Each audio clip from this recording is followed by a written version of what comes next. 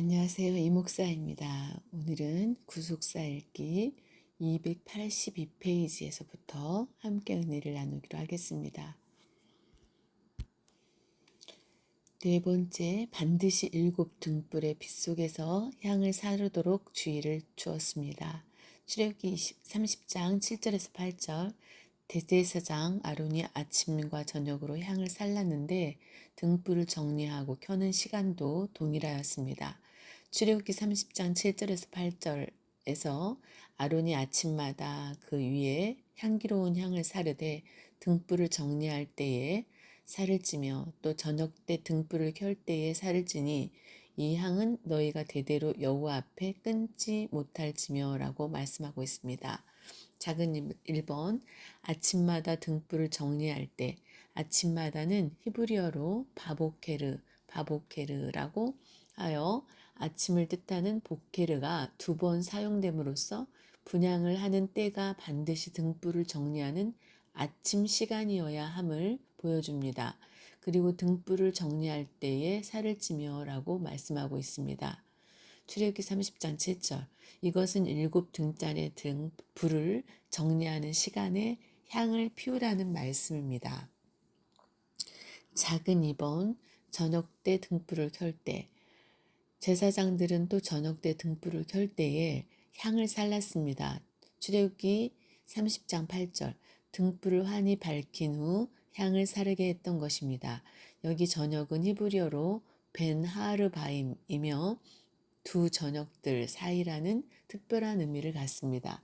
성경에서 많은 제사들이 이때에 이루어졌는데 6월절 양을 이때에 잡았고 출애굽기 12장 6절, 레위기 23장 5절, 민수기 9장 3절, 저녁 제사도 이때에 드렸습니다. 출애굽기 29장 39절, 41절, 민수기 18장 4절. 또한 아침과 저녁으로 매일 향을 사르되 이 향은 너희가 대대로 여호와 앞에 끊지 못할지며라고 말씀하고 있습니다. 출애굽기 30장 8절.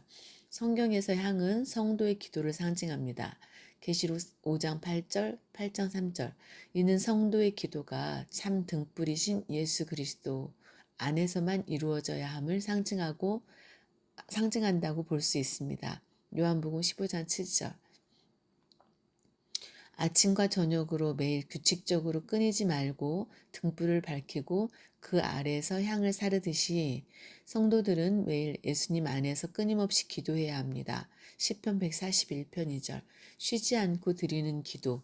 데살로니가전서 5장 17절. 항상 기도하되 낭망치 않는 기도. 누가복음 18장 1절. 항상 힘쓰는 기도. 골로새서 4장 2절. 이 힘쓰는 기도는 반드시 응답이 있으며 역사하는 힘이 강합니다. 또한 7등불을 완전하신 하나님의 성령을 상징합니다.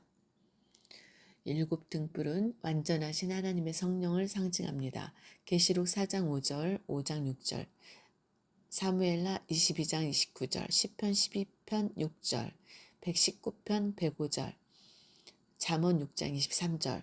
그러므로 성도들의 기도는 자기 감정이나 판단대로 드리는 것이 아니라 완전하신 성령 안에서 드려지는 것이라야 하나님께서 받으시기에 합당한 것입니다.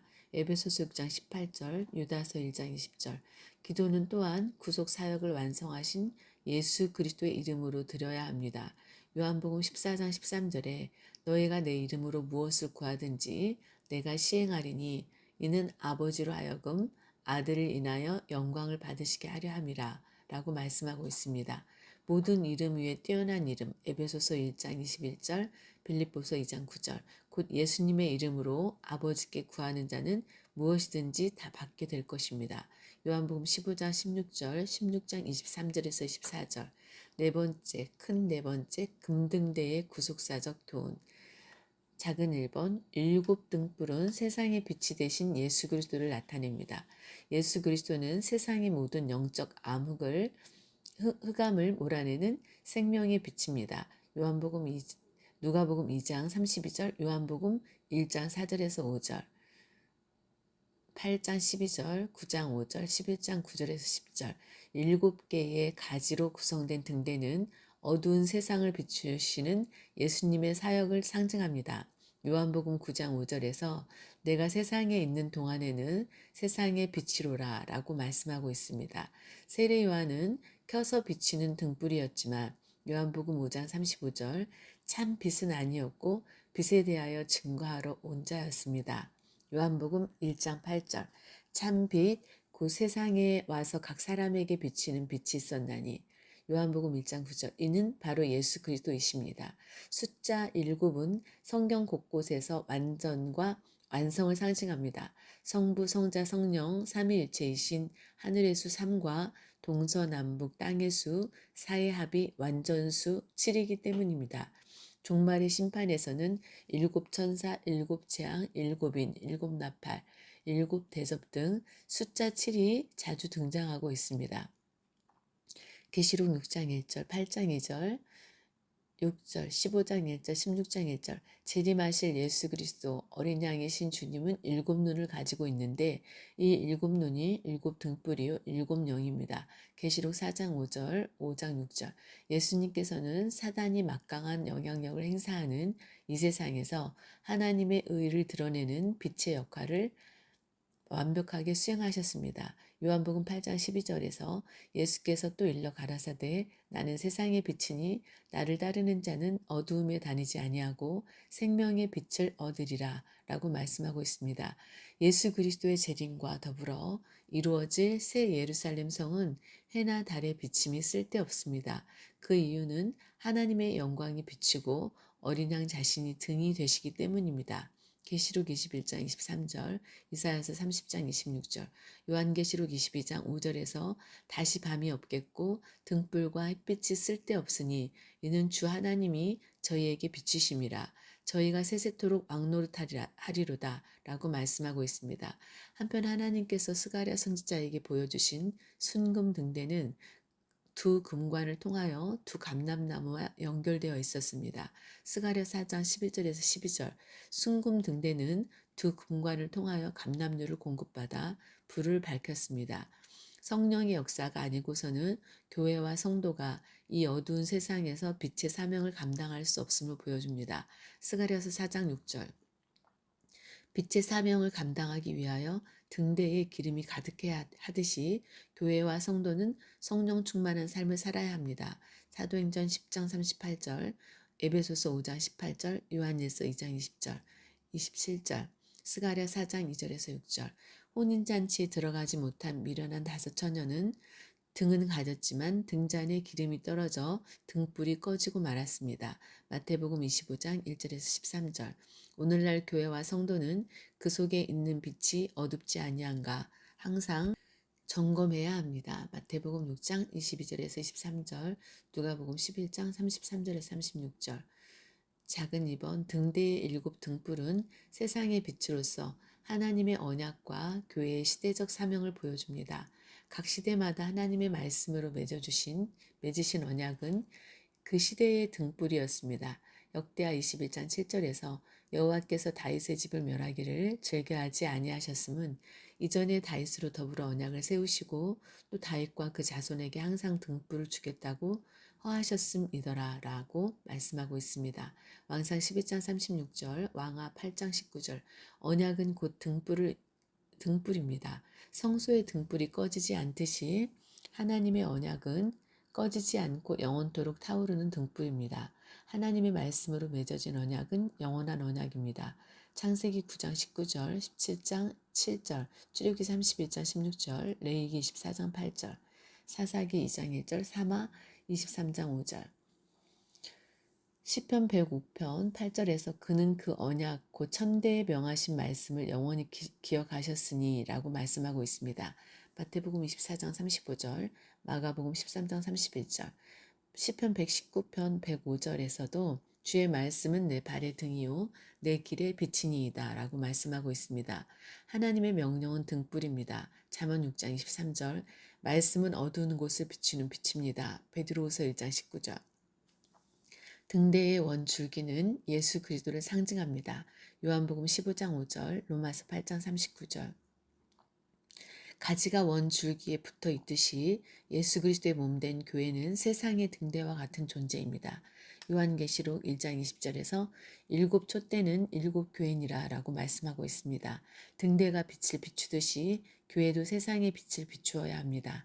마태복음 5장 14절에서 너희는 세상의 빛이라 라고 말씀하셨고 마태복음 5장 16절에서도 이같이 너희 빛을 사람 앞에 비치게 하여 저희로 너희 착한 행실을 보고 하늘에 계신 너희 아버지께 영광을 돌리게 하라 라고 말씀하셨습니다. 그런데 이 세상에서 빛의 사명을 감당해야 하는 교회들 중에는 그 내부에 어둠의 부끄러운 열매들이 난무하고 있는 교회들도 있습니다. 교회가 사회로부터 신뢰를 잃고 심지어 세상 사람들의 조롱거리가 되기까지 합니다. 이는 신령한 제사장인 목회자들이 정직하고 성실하게 등불을 감검하지 않은 결과입니다. 교회마저도 살아계신 하나님의 말씀이 왕성하지 못하고 성경 말씀에 무지하다면 세상은 그 어디에서도 빛을 기대할 수 없습니다. 사실 창문이 없는 성소 안은 캄캄해서 형체를 알아볼 수 없을 만큼 어두웠습니다. 성소 안에 유일한 빛이 되어야 할 등불이 꺼지면 앞을 전혀 분간할 수 없는 흑암뿐입니다. 따라서 제사장의 사명은 매일 등잔에 불을 밝힘으로 어둠을 몰아내는 일입니다. 출애굽기 27장 20절에서 21절, 사무엘상 3장 3절. 어느 시대에나 그리스도의 몸된 교회를 섬기는 목회자의 가장 중대한 사명은 기도하는 가운데 하나님의 말씀을 부지런히 살피고 연구, 적용함으로써 성도들의 영혼의 등불이 꺼지지 않도록 날마다 감검하여 밝혀주는 일입니다. 그제서야 비로소 교회가 그 시대의 어둠을 밝혀주는 빛의 사명을 넉넉히 감당할 수 있게 될 것입니다. 마태복음 5장 14절에서 16절 너희는 세상의 빛이라 산 위에 있는 동네가 숨기우지 못할 것이요 사람이 등불을 켜서 말 아래 두지 아니하고 등경 위에 두나니 이러므로 집안 모든 사람에게 비추느니라. 이같이 너희 빛을 사람 앞에 비치게 하여 저희로 너희 착한 행실을 보고 하늘에 계신 너희 아버지께 영광을 돌리게 하라. 큰 두 번째 진설병을 두는 상. 진설병을 두는 상은 남편에 놓인 등대 맞은편 성소의 북편에 놓았습니다.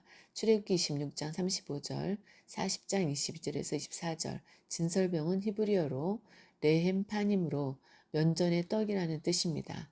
출애굽기 25장 30절 여호와 앞에 진설에 놓았기 때문에 면전의 떡이라고 불렀습니다.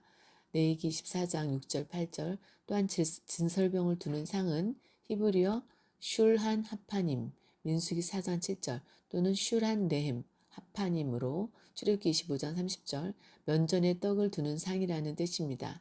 이러한 표현들을 볼 때 진설병과 그 상은 하나님의 임재를 나타내고 있습니다. 첫 번째, 떡상의 크기. 떡상에는 12지파를 상징하는 12개의 떡을 올려놓았습니다. 레위기 24장 5절에서 6절 떡상은 4개의 다리와 이동 시에 사용되는 4개의 금고리와 2개의 채로 이루어져 있습니다. 떡상은 장이 2규빗, 광이 1규빗, 고가 1.5규빗으로 만들어졌습니다. 출애굽기 25장 23절에서 너는 조각목으로 상을 만들되 장이 2규빗, 광이 1규빗, 고가 1규빗 반이 되게 하라. 라고 말씀하고 있습니다. 출애굽기 37장 10절 이는 여호와 앞 순결한 상입니다. 레위기 24장 6절 떡상은 지성물 중 하나였습니다. 출애굽기 30장 27절에서 29절 민수기 4장 4절 7절에서 8절 지성물을 가리키는 히브리어 코데시 하코다심은 거룩한 물건 중에 가장 거룩한 것이라는 뜻으로 성소보다 더 거룩한 지성소를 가리키기도 합니다. 출애굽기 26장 33절에서 34절 떡상이 지성물 중 하나라는 것은 떡상이 그만큼 거룩한 기물임을 나타냅니다. 떡상의 보조 기구의 제작 작은 1번 떡상 재료는 조각목이며 그것을 정금으로 싸고 주위 금태를 둘렀습니다. 여기 태는 히브리어 제르이며 테두리, 화관, 관 등으로 번역되었습니다. 금태는 금으로 테두리를 둘러 화려한 모습으로 돋보이도록 한 것입니다. 금태는 떡상에 2개, 언약계, 향단에 각각 하나씩 있었으며 번제단에는 없었습니다. 두 번째, 작은 2번 떡상의 사면에는 손바닥 넓이만한 턱을 만들고 그 턱 주위에 금으로 태를 만들었습니다. 출애굽기 25장 25절, 37장 12절 여기 턱은 평평한 곳에 갑자기 조금 높인 자리라는 뜻이며 히브리어로는 미스케레트, 이고 둘러싸는 어떤 것, 가장 자리라는 뜻입니다. 이 턱은 떡상 위로 떡상의 둘레를 따라 손바닥 넓이로 만든 것입니다. 그리고 금태를 둘러 튼튼함을 더했습니다. 이로써 12개의 무거운 떡을 안전하게 진설할 수 있도록 했으며 더구나 행군할 때 무거운 12개의 떡이 진설된 상태에서 움직이지 못하게 붙잡아 주었을 것입니다. 손바닥 넓이의 턱이 떡과 그 안의 부속물, 대접, 숟가락, 병, 붓는 잔을 안전하게 보호하는 역할을 하였을 것입니다. 작은 세 번째, 채를 꿰는 금고리 넷은 떡상 네 발에 네 모퉁이, 떡상 네 발의 위 네 모퉁이에 곧 턱 곁에 달았습니다. 출애굽기 25장 26절에서 27절, 37장 13절에서 14절. 금고리 넷은 떡상을 운반하기 위해 채를 꿰는 고리입니다. 떡상을 매는 채는 조각목으로 만들어 금으로 쌌습니다. 출애굽기 25장 28절, 37장 15절. 떡상의 금고리를 다는 위치에 대하여 첫째, 네 모퉁이로 떡상의 테두리가 둘려있는 상부의 턱과 그 아래 네 다리가 발, 경계를 이루는 모서리 부분입니다. 둘째, 턱 곁에 레움마트, 하미스게레트인데 여기서 레움마트는 가까운, 연접한 이라는 뜻입니다. 에스겔서 48장 18절. 따라서 떡상의 금고리 위치는 네 다리, 결국은 발, 위 떡상의 턱 바싹 가까이에 달도록 하였습니다. 작은 네 번째, 떡상에는 부속된 기구들이 있습니다. 출애굽기 39장 36절에서 상과 그 모든 기구와 진설병이라고 기록하고 있습니다. 그 모든 기구는 떡상 위에 놓는 부속 기구로 대접과 숟가락과 병과 붓는 잔이 있습니다. 출애굽기 25장 29절, 37장 16절, 민수기 4장 7절에는 대접들과 숟가락들과 주발들과 붓는 잔들이라고 기록하고 있는데 모두 정금으로 만든 것입니다. 대접, 케아라. 대접은 히브리어로 케아라이며 쟁반, 큰 접시를 가리킵니다. 대접은 이스라엘 12지파를 상징하는 12개의 떡을 두 줄로 진설하는 데 사용된 기구였습니다. 두 번째, 숟가락, 카프. 숟가락은 히브리어로 카프이며 오목한 손바닥 모양의 도구입니다. 이 숟가락은 유향을 채워 놓는 도구였을 것입니다. 민수기 7장 14절, 20절, 26절, 32절. 두 줄로 된 떡 위에는 정결한 유향을 올려놓아 기념물로 여호와께 화제를 드리도록 하였습니다. 레위기 24장 7절에서 너는 또 정결한 유향을 그 매줄 위에 두어 기념물로 여호와께 화제를 삼을 것이며 라고 말씀하고 있습니다. 소재에서는 고운 기름, 가루 한 줌과 모든 유향을 태운 반면 레위기 2장 2절 진설병의 경우에는 떡 대신 유향을 기념물로 태운 것입니다. 레위기 12장 8절에서 9절. 유향은 유향나무에서 나는 천연 수액으로 만든 하얀색의 향기로운 향료였습니다. 위에 두어 나타타 알. 이것은 유향을 진설병 위에 붓는 것이 아니라 그 위에 놓아서 향으로 피어 오르게 하라는 명령입니다. 유향으로부터 퍼져나오는 이 향기는 성도들의 아름다운 기도나 모범적인 생활 혹은 하나님 앞에 전적으로 순종하신 그리스도의 향내 나는 아름다운 생애를 상징합니다. 세 번째, 붓는 병, 히브리어 카사. 병은 둥글다라는 뜻에서 유래한 카사로 일종의 주전자, 병, 당지 등을 가리킵니다. 출애굽기 25장 29절, 37장 16절, 민수기 4장 1절, 역대상 28장 17절. 민수기 4장 7절에는 전제나 관제를 드릴 때 사용하는 붓는 잔에 이 단어가 사용되었습니다. 민수기 28장 7절, 에레미야 44장 18절. 붓는에 해당하는 히브리어 나사크의 사역동사 호파, 묘할로로 부어지다는 의미입니다. 그 어원인 나사크는 왕에게 기름 붓다, 왕을 세우다, 전제를 붓다라는 뜻이 담겨 있습니다. 창세기 35장 14절, 왕하 16장 13절, 시편 2편 6절. 제사에 있어서 붓는 행위는 전제를 드리는 것으로 전제는 독립된 제사의 한 종류가 아니라 번제와 소제에 곁들여 포도주 또는 독주로 드리는 제사의 한 방법입니다. 전제는 포도주 4분의 1 흰을 쏟는데 보통 번제나 소제와 함께 시행하였습니다. 출애굽기 29장 40절, 레위기 23장 13절, 민수기 15장 5절, 요엘서 1장 9절, 13절, 2장 14절. 병은 목이 좁고 길었을 것이며 거기에 포도주를 담기도 하고 관목에서 취취한 진액의 유황을 준비해서 담아놓는 용도로도 사용하였을 것입니다. 네 번째, 붓는 잔. 메나키트.